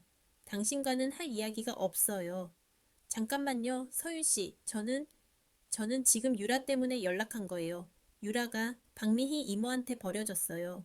그리고 유라가 지금 매우 위험해요. 민재는 거의 울먹이고 있었다. 나는 멈칫했다. 박미희와 유라는 장지화에게서 버림받은 후 서로에게 의지했을 거라고 생각했는데 박미희가 딸까지 버렸다고? 무슨 소리예요? 그들이 서로를 버릴 리가 없잖아요. 박미희 이모가 모든 것을 잃게 되자 유라를 원망하기 시작했어요. 유라 때문에 자신이 장지화 회장에게 거짓말을 했다고요. 박미희 이모는 모든 짐을 유라에게 짊어지게 하고 혼자 해외로 도피했어요. 유라는 지금 갈 곳이 없어요. 그리고 그녀가 자살 시도를 했어요.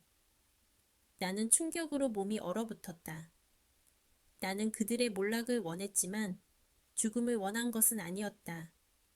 특히 유라는 그녀의 어머니가 심어놓은 거짓된 삶의 피해자일 수도 있었다. 나는 잠시 동안 내 어머니가 겪었던 그 고독한 절망감을 유라 역시 느끼고 있을 것이라는 생각을 떨칠 수 없었다. 강민재는 떨리는 목소리로 유라가 입원한 병원의 주소를 알려주었다. 서윤 씨, 저도 유라를 어떻게 해야 할지 모르겠어요. 그녀는 제가 알던 그 여자가 아니에요. 그녀는 모든 것을 잃었어요. 박미희 이모는 그녀를 버렸어요. 제발 그녀를 한 번만 만나주세요. 당신이 그들을 가장 잘 아는 사람이잖아요. 나는 민재의 요청을 즉시 거절하지 못했다. 내가 그들의 몰락을 계획했지만 그 몰락의 끝이 또 다른 누군가의 죽음이 되기를 바라지는 않았다. 유라가 느꼈을 그 절망감, 어머니가 스스로 생을 마감하기 직전에 느꼈을 그 감정을 나는 누구보다도 잘 알고 있었다. 나는 며칠 동안 갈등했다. 유라는 나에게, 내 어머니에게 죄를 지은 사람이었다. 하지만 동시에 그녀는 나처럼 엄마에게서 버림받고 거짓된 삶 속에서 이용당한 피해자이기도 했다. 내 어머니의 죽음을 헛되게 하지 않으려면 이 증오의 고리를 끊어야 했다. 결국 나는 병원으로 향했다. 민재는 병실 앞에서 초췌한 모습으로 나를 기다리고 있었다. 그는 나를 보자마자 고개를 숙였다. 와줘서 고마워요. 유라는 지금 잠들어 있어요. 나는 민재에게 물었다. 당신은 왜 도망쳤다가 다시 돌아왔죠? 당신의 회사 문제 때문에 연락한 건가요? 민재는 고개를 저었다. 아니요, 저는 제 잘못을 인정했어요. 회사의 조사에 협조하고 있어요. 저는 제 죗값을 치를 거예요. 다만 유라가 이렇게 된 건 저도 책임이 있다고 생각해서요. 제가 그녀를 너무 쉽게 믿었고 그녀의 거짓말을 제 이기적인 착함으로 감쌌으니까요. 그는 진심으로 후회하고 있었다. 그의 선의의 가면이 벗겨지고 이제야 비로소 인간적인 회한을 느끼는 듯했다. 나는 유라의 병실로 들어섰다. 그녀는 창백한 얼굴로 침대에 누워 있었다. 링거가 그녀의 가느다란 팔에 꽂혀 있었다. 나는 그녀의 곁에 앉았다. 유라는 잠시 후 눈을 떴다. 그녀는 내가 거기에 있는 것을 보고 놀랐다. 그리고 이내 눈물을 흘리기 시작했다. 언니, 왜 여기에? 언니는 나를 미워하잖아요. 내가 언니 어머니에게 한 짓 때문에. 나는 그녀의 말을 끊었다. 당신을 미워해요. 하지만 당신이 죽기를 바라지는 않아요. 유라는 흐느꼈다. 엄마가 나를 버렸어요. 아빠 장지화에게 버림받자마자 내게 모든 책임을 지우고 혼자 떠나버렸어요. 나는 누구의 딸인지도 모르겠어요.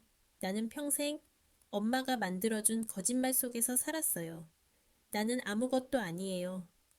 그녀의 절망적인 고백은 내 심장을 아프게 했다. 그녀의 상황은 어머니가 돌아가시기 직전의 고립감과 너무나도 닮아 있었다. 나는 조용히 내 어머니의 이야기를 시작했다. 내 어머니도 당신처럼 외로웠어요. 하지만 당신 어머니가 어머니를 몰아세웠죠.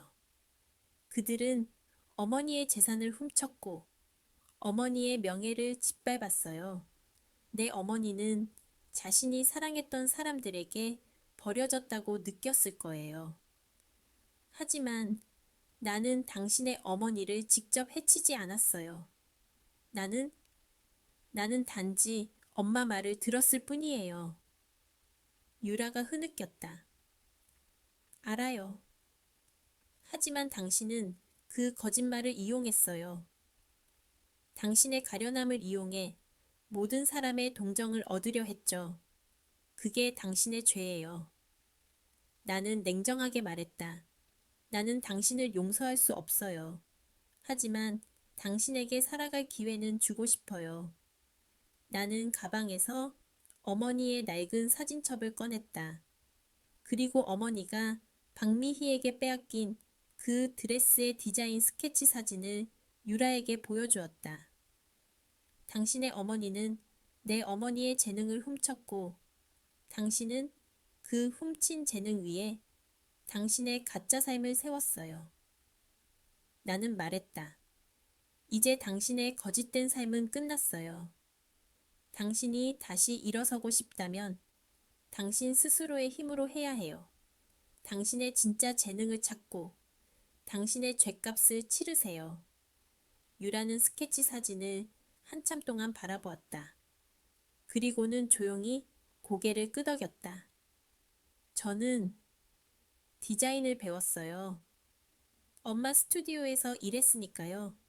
저는 이모님, 내 어머니의 디자인이 얼마나 훌륭했는지 알아요. 저는 그 모든 것을 훔쳤어요. 저는 제가 할 수 있는 모든 것을 돌려줄게요. 유라의 눈빛이 변했다. 그것은 더 이상 동정을 구하는 눈빛이 아니었다.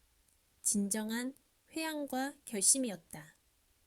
나는 그녀에게서 내 어머니가 돌아가시기 전에 보여주지 못했던 스스로 일어서려는 의지를 보았다. 병실을 나온 나는 민재에게 유라를 맡겼다. 당신은 유라에게 연민 이상의 책임감을 느껴야 해요. 하지만 그녀를 사랑하지는 마세요. 그녀가 스스로 설 수 있도록 도와주세요. 그게 당신이 저와 할아버지에게 저지른 죄를 갚는 방법일 거예요. 민재는 눈물을 닦으며 고개를 끄덕였다. 알겠어요, 서윤 씨. 저는 이제 저 자신을 위해 살지 않을 거예요. 당신과 할아버님께 속죄하는 마음으로 살겠습니다. 정말 고마워요. 나는 그들을 뒤로하고 병원을 떠났다. 증오의 고리가 끊어지는 순간이었다. 나는 박미희 모녀를 무너뜨렸지만 그 과정에서 유라에게 살아갈 기회를 주었다. 복수는 완성되었고 이제는 내 삶을 되찾을 차례였다. 며칠 후 장지화는 박미희와 이혼하고 박미희의 불법 행위 및 횡령 의혹을 경찰에 고발했다. 박미희는 도피 중인 상태로 전국에 수배되었다. 강민재는 회사 감사팀의 모든 것을 자백하고 자신의 배임 행위에 대해 책임을 지기로 했다. 그는 유라의 재활을 도우며 그녀가 새 삶을 살 수 있도록 곁에서 돕는 친구가 되었다. 나는 장지화로부터 어머니의 유산을 모두 돌려받았다. 그리고 가장 먼저 한 일은 할아버지의 집으로 돌아가는 것이었다. 나는 서울의 모든 것을 정리하고 할아버지의 낡은 집으로 돌아왔다. 도시는 나에게 너무 많은 상처와 배신을 안겨주었다. 어머니의 유산은 상당했지만 나는 그 돈으로 다시 화려한 삶을 살고 싶지 않았다. 나는 그저 할아버지의 집, 내가 유일하게 안전함을 느꼈던 이 공간에서 나만의 평화를 되찾고 싶었다. 집으로 돌아오자마자 나는 할아버지의 방을 깨끗하게 정리했다. 할아버지의 냄새와 추억이 배어있는 이 방에서 나는 더 이상 외로움을 느끼지 않았다. 복수가 끝나자 내 안에 남아있던 차가운 증오의 얼음 덩어리도 녹아내리기 시작했다. 그것은 따뜻함이 아니라 고독과 싸워 이긴 단단한 안정감이었다. 나는 할아버지가 생전에 가꾸시던 작은 텃밭을 다시 손보기 시작했다. 흙을 파고 씨앗을 심고 물을 주는 단순한 행위 속에서 나는 치유를 느꼈다. 내 삶은 이제 더 이상 누군가에게 의존하거나 누군가를 증오하는 데 쓰이지 않았다. 오직 나 자신과 내가 사랑했던 사람들의 기억을 위해 존재했다. 장지와는 이따금 나에게 연락을 했다. 그는 내게 아버지로서의 역할을 해주고 싶다고 했지만 나는 거절했다. 아저씨, 저는 이제 혼자 설 수 있어요. 당신이 저에게 해줄 수 있는 가장 좋은 일은 당신의 삶을 정직하게 사는 것이에요. 그리고 다시는 다른 사람들의 가면을 믿지 마세요. 그는 나의 단호함을 존중했다. 강민재에게서도 간혹 유라의 소식을 전하는 문자가 왔다. 유라는 병원에서 퇴원한 후 작은 디자이너 스튜디오에서 무급으로 일하며 디자인을 배우기 시작했다고 했다. 그녀는 내 어머니의 드레스 스케치북을 베개 밑에 두고 어머니의 잃어버린 재능을 되찾기 위해 노력하고 있다고 했다. 유라는 나의 어머니와 내게 지은 죄를 그녀가 가진 유일한 재능으로 갚으려 하고 있었다. 나는 그 소식에 만족했다. 나는 어느 날 할아버지의 유품을 정리하다가 낡은 나무 상자 하나를 발견했다. 상자 안에는 할아버지와 어머니의 젊은 시절 사진들 외에 작은 손수건 하나가 들어 있었다. 그리고 그 손수건 아래에는 할아버지가 쓴 메모가 있었다. 너의 어머니를 닮은 아이가 하나 더 있었단다. 서윤아, 세상은 좁고 인연은 질기다. 나는 그 메모를 이해할 수 없었다. 어머니를 닮은 아이? 유라를 말하는 것일까? 아니면 어머니가 낳은 다른 아이? 나는 할아버지의 메모를 들여다보았다. 할아버지는 항상 내게 비밀을 남기셨다. 나는 그 메모의 의미를 파헤치려 하지 않았다. 중요한 것은 그 아이가 누구든 이제는 나의 복수심과 상관이 없다는 것이었다. 나는 이미 어머니와 할아버지의 명예를 회복했고 나를 배신한 사람들에게 대가를 치르게 했다. 과거의 비밀은 과거에 남겨두기로 했다. 나의 삶은 앞으로 나아가야 했다. 가을이 깊어질 무렵 나는 마을 어귀에 작은 공방을 열었다. 어머니가 남긴 드레스 디자인 스케치북을 복원하고 할아버지가 가르쳐 주신 목공 기술을 이용해 소품들을 만들었다. 나는 더 이상 큰 성공을 꿈꾸지 않았다. 그저 내 손으로 만든 것들이 사람들에게 작은 기쁨을 주고 내가 이 세상에 존재한다는 것을 스스로에게 증명하고 싶었다. 어느 날 공방 문이 열리고 한 남자가 들어섰다. 그는 낯선 얼굴이었지만 눈빛은 왠지 모르게 익숙했다. 그는 공방을 둘러보더니 벽에 걸린 어머니의 드레스 스케치 복원본을 한참 동안 바라보았다. 이 디자인 참 훌륭하네요. 마치 누군가의 영혼이 담긴 것 같아요. 그가 말했다. 제 어머니의 작품입니다. 내가 대답했다. 그는 내게 다가왔다. 저는 근처 마을에서 농장 일을 돕고 있어요. 당신이 여기로 돌아왔다는 이야기를 들었어요. 당신이 한서윤 씨 맞죠? 나는 그를 쳐다보았다. 그는 내가 알던 강민재나 장지화와는 완전히 다른 투박하지만 정직한 에너지를 가지고 있었다. 그는 내게 꽃다발 대신 텃밭에서 직접 딴 신선한 채소를 건넸다. 마을 사람들에게 고마움을 표시하려던 중이었어요. 이웃이니까요. 그는 순수하게 웃었다. 나는 미소 지었다.